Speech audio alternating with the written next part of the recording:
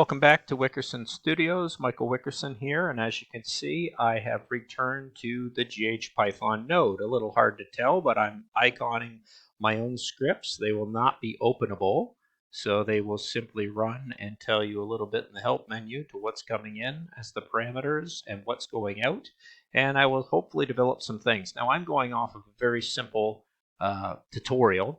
I'm not going into the complex side of it.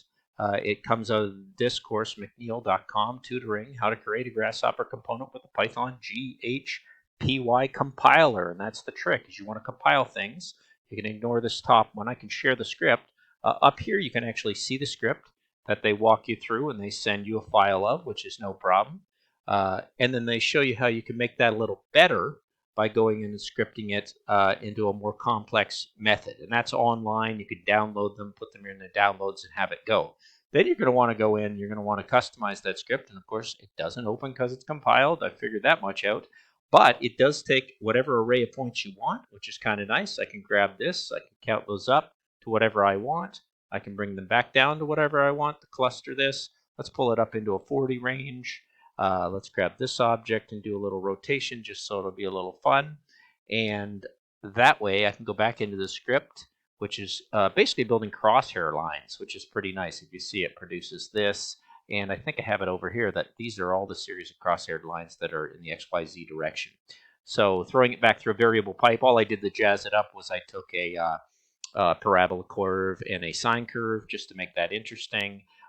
You can go back to something simple like the parameter, and I just put it into the wrong one, which is always not good.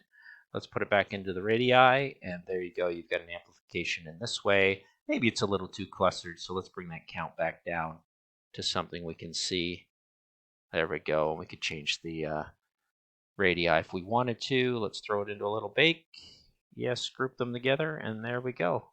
We've run that script again. Now we have a pretty interesting little form. It's a nice little node. As you can see, I've started my first test. I will be running over the GH-Python notebook. I will be going over Rhino Developer. I will create 1 million of these till people actually want them. And now that I've learned to compile them, I don't know where they're going to go, but I'm going to have a lot of fun for a long time playing around with this.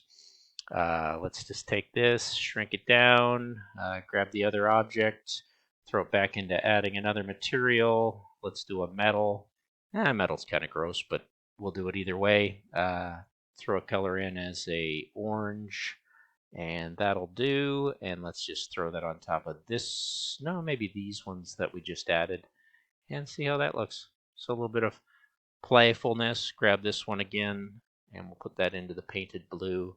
And there's your object, dancing around and having fun. Throw it in to here. Leave your Grasshopper script alone. I'm going to throw this one into technical. Like I said, I'd never be doing these as a CAD program. There's the technical drawing of what we've done. You can see really the script that only generates the crosshairs, which is nice within it. I'm going to take this one over to, this is the best stage of parenting. All right. And we'll go over to pen, and we'll go over here to artistic. So fun little scripts are going to produce some really interesting sculptures and geometries, things that I'm interested in. And I have promised my Patreons and others that I will be returning to this with a vengeance now that I've upped my C# skills. But definitely going to stay focused on the GH Python for a little while. Hope you guys find it interesting. 3.5 minutes, and let's get rolling.